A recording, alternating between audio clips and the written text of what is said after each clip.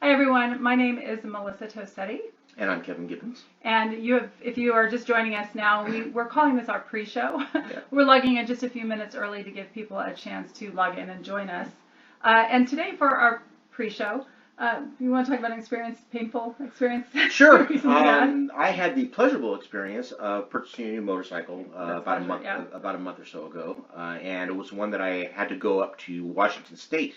We're in California. I had to go to Washington State to pick up the vehicle, and then ride it back in the rain to Oregon, which was not pleasant, and then back down to California.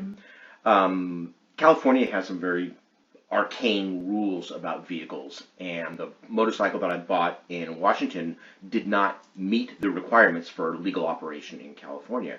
So I brought it back and I set it aside, and then I made the changes to the equipment so that it could be legal. And as I was finishing those, I said, all right, now I'm ready for the vehicle inspection. Let's go get it registered. And I went to go make an appointment to get it registered. Well, we'll back up a little bit to where when I first was looking at buying the motorcycle, I wanted to make sure how much time do I have between buying the motorcycle and getting it registered before problems come about.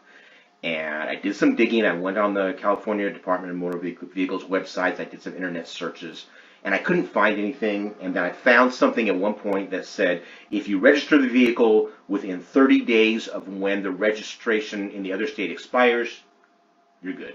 All right. That wasn't the exact complete answer that I was looking for, but I got tired of winding my way through the DMV website, which is very obtuse. And I said, screw it, what's the worst that can happen? When I went to go make my appointment, there was a little thing of frequently asked questions, and I clicked on it. How soon, and one of the questions was, how soon after you purchase a vehicle do you have to register it?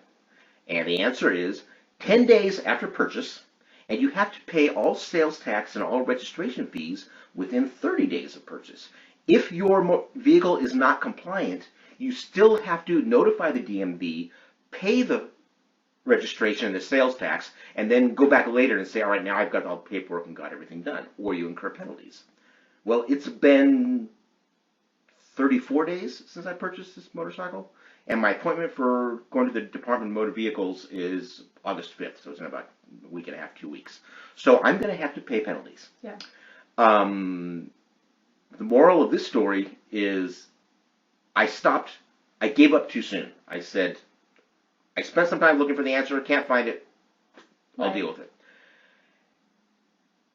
In this specific instance, again, dealing with California's laws, that kind of makes things a little bit more complicated, but in general, if you're not sure about something and you're dealing with a government entity or a big company, keep digging and digging until you get the answer. If you can't figure it out by internet searches or going through web pages, call somebody, talk to a real person. Not pursuing the answer to its conclusion will cost you money. I'm going to end up paying some amount of penalties for not getting the paperwork done in time and not making the payment for the sales tax and the registration in time. Now, in my defense, it's very likely that in order to have done this in the time frame that the DMV wanted, I would have had to have gone to the Department of Motor Vehicles in person multiple times. And if you know anything about California and the California Department of Motor Vehicles, I think I would rather pay the penalties than have to go through that twice. But again, it should have been an intentional decision that I thought through and weighed the consequences, as opposed to just say, it's kind of close, I'll just go ahead and take a chance, and it's going to bite me. So when you're dealing with big companies, obtuse regulations, keep going until you find the answer, or you can contact somebody who knows the answer. I think in this particular circumstance is that you're busy, right? So things come up, and that can derail you from finishing that research. The other thing is that it's not the most fun of jobs, and so now we use the excuse of being busy in order to not complete the research. So I get it. For me, not registering the motorcycle until I had it compliant made sense. But what I should have done is I should have kept digging to understand what the requirements were and recognize that, even if the bike is not legal yet, I need to do these things in timely fashion, and I didn't pursue that well enough. So you got just giving up because you get tired winding your way through web pages and calling and getting stuff on the phone. It can be torturous, but the alternative is it's going to cost you money. Yeah. In this case, it's going to cost me money. Yeah. Sorry. Yeah. Well, I don't want to shrug it off like, oh, no big deal. It is. It's kind of painful, Yeah. but you learn, and I now have a really great bit of storytelling to tell all the audience out there. Right. Learn from your learn from my mistakes. Yes, I'm a big fan of learning from other people's mistakes, so thank you very much. You're welcome. Right. It's now after 3 o'clock. It is after 3 o'clock, and so we're officially going to start.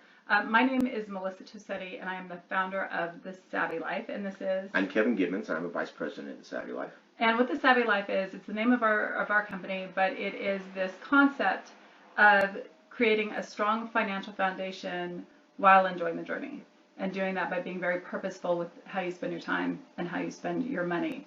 And today we are going to be talking about both those things with this concept of retroactive living. And do you want to explain what that means? Sure. When we talk about retroactive living, what we're really saying is I'm going to have an experience, and I'm going to put it on my credit card, and then 2 weeks or 6 weeks later, I'm going to pay for that experience. Mm-hmm. And this is something that we all do because it's very easy to whip out your credit card and do something and pay for a meal, drinks out with people, mm-hmm. a vacation, whatever.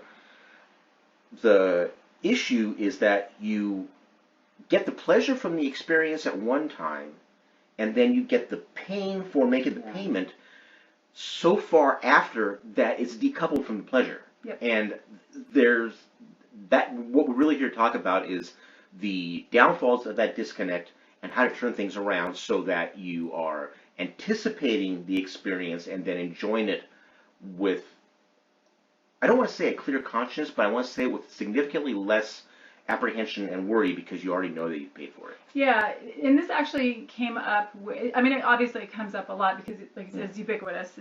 This is almost the way that we live here in the U.S. Yeah. But we were talking with one of our clients in Georgia, and she was talking about this experience, and just the sound in her voice, you could tell the fatigue. She's like, I'm mm-hmm. constantly paying for things that I did prior. Yep. And again, she's just like everybody else, but there was something about the way that she said it that is like, yeah, you know what, you're right, and we've got to figure, this is a topic we have not covered in this particular way mm-hmm. before, and so I'm excited about, we've identified it, now let's talk about solutions for it. Yes. So that being said, one of the solutions is to not do it. All right, right? We're done. Okay.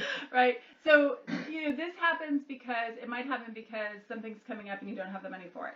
It might happen because you're trying to earn points and so you're using a credit card for it. So there's a lot of different reasons. Now, if you are able to successfully pay off your credit cards every single month and you're just using them as currency and there's no buildup, then you're good to go, right? Just continue to do that. But if you do find that you're using the credit cards just simply because you can't afford it right now, that's when it's time to start to think about how do you flip that. Mm-hmm. So this is related. Dante and I we're late to the game, but we've been watching Stranger Things. Okay. And they talk about the upside down, I think is what it's called. If I'm incorrect in that term, I'll fix it in the comments later if you're watching this on YouTube. But the idea is that you're in an inverted world. Okay. And I believe that this is what it's that same concept. You're in an inverted financial world. Yeah, and that's what we're talking about doing is inverting it and flipping it around so that you're paying for the expense before you incur it rather than after. And psychologically, that has a lot of benefits. Yes. One area that we have talked about this before is with respect to vacations. If you put your vacation on a credit card and you keep using the credit card for all your expenses while you're on vacation, a lot of people get hit with a double whammy. They're on vacation, they're supposed to be relaxing and enjoying themselves, and the entire time that they're on the vacation, they're feeling that anxiety of like, oh, this is going to hurt when I have to pay for it. And then, so that affects their enjoyment of the vacation.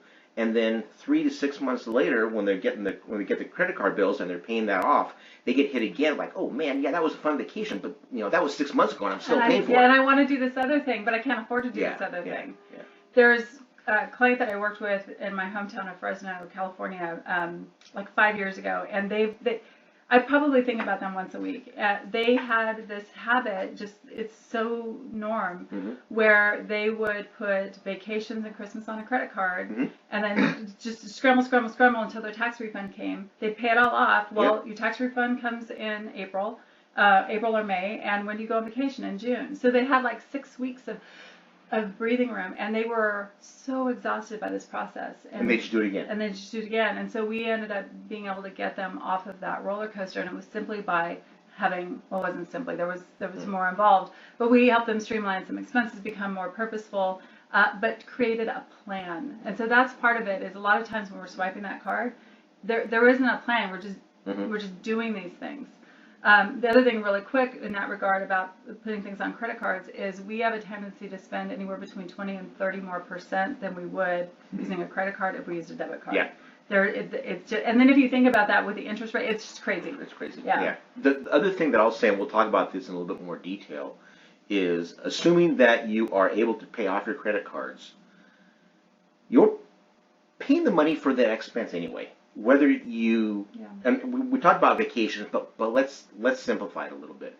You go out to dinner with friends, and there's a group of you, and you have dinner and drinks and all that such, and you spend $120. Really nice dinner, a lot of drinks. Okay. When that credit card bill comes due, you pay that off, or you make a payment on it, and it takes you 3 or 4 months to pay it off. So at the end of the day, you had this experience. You found the money sometime in the future. You had your dinner. You had your experience in July. By September or October, you've paid that off on your credit card. So somehow between July, August, September, October, you found the money to pay for that meal. So backtrack. If you invert it, if you are planning on going out in July, then in March, start setting money aside. And when July comes around, you have the cash to go ahead and do that. Put it on your credit card so you get the points, but you have that cash set aside to pay that off. Now, who in the heck knows that they're going to go out to dinner in July and March? Nobody. But you can say, I spend $300 a month on social events. Yeah. So budget it. Make sure you always have $300 a month put aside. You find that money anyway to pay off the credit card bill at some point. Just do it ahead of time so you can enjoy the experience without worrying about where the money's going to come from. So we had a conversation earlier today in prepping for this, and we're talking about that seems like such a simple concept. But and we know this, but yet we're still doing this. So at some point, and hopefully without some extraordinarily negative trigger, if this is really speaking to you, you've got to figure out when you're going to stop that gap, right? So invert it. Yeah, when are you going to invert? When is your inversion? Ooh, I like that idea. Okay, so when is your inversion? And then you're going to have to make some decisions in order to give yourself a chance to fill your coffers. Or I have one of the advisors I work with, she talks about your silos, your grain silos, right? So I have talked a lot about social spending, and social spending is going out with friends, going on vacation with friends.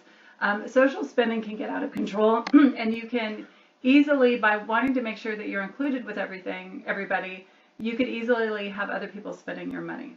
This is not an easy conversation to have, and it's not I've got a blanket template to fit everything and to fix this. This is near and dear to my heart because this has happened to me. This was a catalyst for me with my negative spending habits in the beginning, and then I had an experience of having to tell friends who had very different financial situations than I did that, you know what, at the time Paul and I were saving to renovate our house, to add to our house, because we knew we wanted to have a kid, and we had one bedroom at the time, and that was very important, and they couldn't understand why I couldn't just put it on a credit card. Like there just wasn't they weren't able to do that. So in that particular situation, unfortunately, we had to make that shift and step away from that particular friendship. I'm not saying that you have to do that. What I'm saying is that sometimes you have to give yourself that opportunity to really understand, am I doing these things because I want to do them? Am I getting influenced by these spending decisions? And then at the same time, regardless, you have to decide, you know what, maybe for the next 6 months, so I can get on the other side of that, maybe for the next 6 months, we just go nice and lean. What I was nervous about having this conversation in front of all of you is what I don't want that to look like for you is I don't want it to look like a diet because it won't work. Right. And it's not, and it's not. What you're really doing is you really have to look at it as you're setting yourself up for success. The relief and enjoyment that a person can have by prepaying for the experience and being able to enjoy the experience. I'll say with a clear conscience. That may not be the best choice of words, but enjoying the experience, knowing that it's paid for, that you're not going to be dealing with, not wondering how you're going to pay for it and what's going to, that is so huge. It's such a relief to have it free and clear. We do this whenever my wife and I travel, whenever possible, we prepay for the hotels. Yeah. We'll make a reservation 2 or 3 months in advance. If we can do it, we'll prepay for the hotel because when we get there, we can go have dinner and not worry about having to also figure out where the money. But that hotel's paid for, so that's one fewer thing to do. And that's one of the nice things about going on cruises is that so many things are prepaid. You pay the money ahead of time, and then all you have to worry about is your bar bill, and we know. Yeah, we know. But it's still the idea. It helps you enjoy the process and the experience so much more freely. And I don't care how much money you make. I did quite a bit of speaking for this one financial advisor, lives here in California. He's from Florida, and every summer he and his family went to Disney World because that was the experience. He always had plenty of money. But I hooked up with him, did an event for him after he had got back from one of these trips. He said, I kept hearing you talk about paying for things in advance or saving up for things in advance. Every time we've gone to Disney World in the past, we've just used a card, and then I paid it off when I got back. But this time, I prepaid almost everything, and he said, it is amazing the difference. Yeah. It was the best trip that we've ever had at Disney World, and it was simply because I wasn't swiping and just knowing subconsciously that I was going to have to pay for that later. The other thing I wanted to add about that is we got in the habit, our family, of using cash for entertainment. A lot of times we'll use cash for dining out. And one of the things that I absolutely love about that is that I don't track that money. That money that I have, that cash, is for that. And so I don't have to relive that experience as I'm tracking it. Yeah. If that makes sense at all. Yeah. You have a pool of money. Yeah. This is for playing. Yeah. And it's dedicated for playing. And if I use it for playing, it's coming out of that fund. I don't need to worry about where it's going. I don't need to worry how much money how much went there. All I have to do is make sure that the amount of money that I spend is less than what's in that fund. Yeah, exactly. And it's not, you could say it's a version of the envelope system, if you will. I know a lot of people have different relationships with cash. People have different relationships with every form of currency. Yeah. So, that's that idea. If you can give yourself that opportunity to just a little bit, again, I don't want to call it a fast. What are we calling this? This needs a word. This time of just streamlining things. If you were thinking about taking a vacation, you realize you were going to have to use your credit card. Instead, maybe don't do that. Find as many different things as you can do for free or for very little cost. They're local for 1 year. 1 year or 6 months or whatever it's going to take you to get on the other side of that. Yeah. And I guess, actually, in order to find out how much you need to get on the other side of that, how much do you need to save up to be able to start living proactively versus retroactively, you could use your previous credit cards as data to figure out how much you need to save. In general, and again, or hire us to create a spending plan. Well, there you go. That's one thing to do. All right. Again, emergencies always come up and things happen, and the car breaks down and you have to put on your credit card and get a new front end put on the card. Those things happen. So we're not talking about those so much. But that's your emergency fund. Although if you have your emergency fund, then you're covered for that. What we're talking about is most of us have a pretty good idea on how much we spend on the pleasures in life, how often we go out to eat, how much that bill is, how many times we go to a clothing store and buy clothes, how many vacations we take, and typically where we're going to go on that. If it's an unusual vacation, most of us will sit down and figure out, okay, we're going to go to Europe this year and we're going to go hit 6 countries. That's going to cost $5,000. You have a pretty good idea before you go do that. Some people don't. Some people just throw a backpack on and go wing it, and God bless them. A lot of our friends do that, and they have a wonderful time. Yeah. But you can still look at how much you spent in the past and say, all right, maybe for the next 6 months, I'm going to cut back on all those areas so that I can, instead of spending that money, I'm going to put it into a bucket. And I'm going to have these buckets identified as clothing bucket, as social spending bucket, as vacation bucket. And I'm going to build up that reserve. And then for the next year, I'm going to tailor my expenses to make sure that they don't exceed that bucket. And then I start figuring out how much money of my income I need to allocate to those buckets, purposefully and intentionally figuring out where I want to spend my money. That's what savvy living is. And now I can fund those things ahead of time. Yeah. And now what you're doing is that when you're, instead of paying off your credit card and paying the interest, you're replenishing that fund. So you're not paying the bank interest, you're paying yourself to get ready for the next event, and you're not suffering the pain of, wow, I did that experience last month and I'm still paying off for it. Now it turns around to, I'm anticipating this next thing, a fun thing I'm going to do. Anticipation is powerful. And I'm putting the money towards it, and I'm feeling good and socially responsible because I have the money ahead of time, and I have an aim, I have a target, this is a goal, and when I get to the goal, now I can go play and I can do it with free conscience. It really does change the way that you look at things and the way that you conduct your life. And I would say that that time that it's going to take you in order to get to that point is to use it as a time of adventure. Mm-hmm. And like I said, this was really, as we were prepping for this, I wanted to make sure that we weren't telling you you can't do anything until you can get on the other side of that. On the flip side, actually, this gives you an opportunity to say, you know what, we've been so busy swiping our card and using our credit card for all these adventures, we haven't had a chance to take the opportunity of the things that are very simple around us. As much as I complain about how population dense the Bay Area is and how overwhelming it is, in our particular little city, there is always something to do. There's free movie nights down in downtown square that they project at night. Your local library, we spend a tremendous amount of time with our library, books and movies. It's just, I mean, that's just a couple of things. Even if you wanted to get really creative around food, you should be doing that anyway. It's, again, we love food, as you know.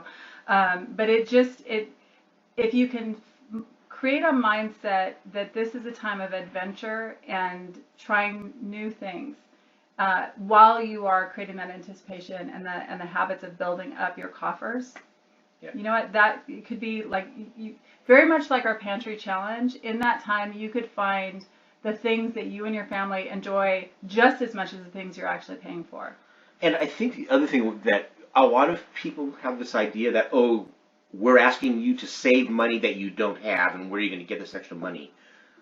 What we're talking about doing is you're already paying for these experiences after the fact when you pay off when you pay down your credit cards. Maybe it takes you a very long time to pay those off, but you are paying those off. You have the money. We're just talking about moving that money from after the experience to before the experience. Mm-hmm. And if it takes you a year to pay off for that experience, what that's telling you is maybe you should look for some things that are more within your budget, mm-hmm. or more simply, you just need to start prepaying a year ahead of time. Yep. And so again, it's what you can afford. If you can only, if you're making $30 payments on your credit card to pay for this experience, what that's telling you is that you need to plan that experience a year in advance and set aside $30 a month. You know you can do that. You're doing it right now. Just do it beforehand so that you have that freedom and that you don't have to pay the interest. Yep. Yeah. Right. So, you know, a couple ideas if this is something, again, that speaks to you. And actually, if this is something that you feel like you have a couple of questions you want to ask us about personally, first of all, you can log in here onto Caffeine TV right now in the next 9 minutes and ask us specific questions, or you can shoot us an email. All our contact information is on our website, thesavvylife.com. Mm-hmm. We'd be happy to, have a little correspondence with you. Yeah. So we beat that to death. It's a big. There's a lot going on with that topic, and again, for me, the emotional aspects of it is what I really want to make sure that we give everybody enough of the tools to get on the other side of that. But it's one of the questions we often ask clients is, what are your favorite currencies? Mm-hmm. And some people will only use their debit card, some people will only use their credit card, or it's become even more complicated in the last couple of years because people now have to track their PayPal, mm-hmm. their Venmo, their Amazon credit cards, right? All their Amazon purchases going on directly on their Amazon credit cards. So money's funny. It is, and there are a lot of different ways that it can move. But I did a very detailed expense tracking program for one of our clients. and he had money coming in and going out in all kinds of different directions. And it was very complicated to get set up. But one of the aha moments he had was when we managed to communicate and understand that it doesn't matter how you're spending the money.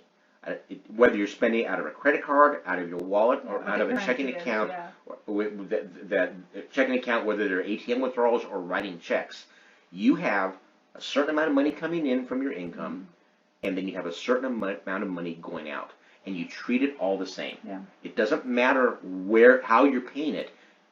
You have a fixed amount of assets. How are you allocating them? And that's really what the key is here, is to think about it that way. And then figuring out, where do I want to spend my resource? I have a little pot of gold, and I'm going to give out nuggets to different people to get different things that I want. And whether it's in whatever format, it's still that one pot. And I think that is the concept. That is where banking and technology has screwed us up so badly in the last... It's not easy to amplified in the last 5 years. Yep. It's been happening over the last 15 years. There's just too many hands in our checking accounts. Or ultimately coming out of our checking accounts. And so it's I think whatever you can do to look for opportunities in your financial life to simplify, I think that's one first easy step. Sometimes that really is starting to condense what different can I minimize the amount of currencies. We have one client we just worked. I feel like I'm always saying, that client in Atlanta. We've had about 250 clients that we've worked with in Georgia. So they're not all the same person. They're not all the same person. But the one client in Atlanta, she actually had this genius system that I never even thought of before, where all of her automatic payments are on one card. And that's genius. It makes it easy to see where simple. Yeah, it's very, very simple. That card doesn't get used for anything else. So that's one consistent payment that she just pays off at the end of every month. And I love that. Keep it simple. It's kind of funny. I went through a stage where, when I was making a fair amount of money, where I had a lot of different credit cards, and it was kind of a thing that I got from my dad. My dad, many, many years ago, was kind of proud that he had worked so hard and been financially responsible, and had, between all the credit cards that he had a very high potential credit. I mean, at the time, it was astronomically high. And it wasn't because we were incredibly wealthy. It was because he was financially responsible. He paid his bills, and people gave him credit cards, and because he paid his bills, they kept upping his credit limit, and he had a bunch of them because he thought it was kind of cool. And at that point, they hadn't gotten sophisticated enough to really hurt you. Anyway, bottom line of the story. For a while, I had a number of credit cards, and I had very high credit limits on all of them. And over the years, I've gotten rid of most of them because I don't need that much credit. Yeah. And it just complicates things of keeping track of things. I think that as a society, we've gone through this phase of all the many different ways of spending money, and I think people are starting to listen to what you've really been espousing of, look, let's simplify things. A lot of people are really simplifying. How many credit cards do I need? Yeah. How many bank accounts do I need? And really trying to get a handle on that. And whatever it is, whether you're using canned software like You Need a Budget or Mint, or whether you're doing it manually, simplifying it so you can really see where all your money is coming from and going to, just makes it so much easier for you to really keep a handle on what you're doing. I think that is one of the reasons why we don't want to track, or we don't want to sit down, is because it's overwhelming. Yeah. Simplify your money, right? That's all you need to do. Yeah. We get it. We get that that's something, it takes time. Yeah. But that's our job. Well, it is our job, and it's also that idea that, just do one thing. Yeah. Do one thing. That goes back to that quote that I put out a couple weeks ago that blew up. It was a quote about, do one push-up. Yeah. Pay off one bill, whatever it is. So your assignment, if we can give assignments, so I'm going to give you an assignment, is to just pick one thing in your financial life that you feel some stress around and some complication, and just focus on tackling that. And again, if what we talked about today with this retroactive living spoke to you, then that's definitely something to focus on doing, and figure out how to enjoy that time of you getting on the other side, getting to anticipation rather than this. I don't know what the other part is. Fill in the blank. Well, yeah, just a bit of regret and apprehension of having to pay off after the fact. Yeah. So that was today's topic, was retroactive living. Got a couple of extra topics in there that are near and dear to our heart. You are going solo next week. I'm going solo. Melissa will be traveling, spreading the gospel of the savvy life to the masses.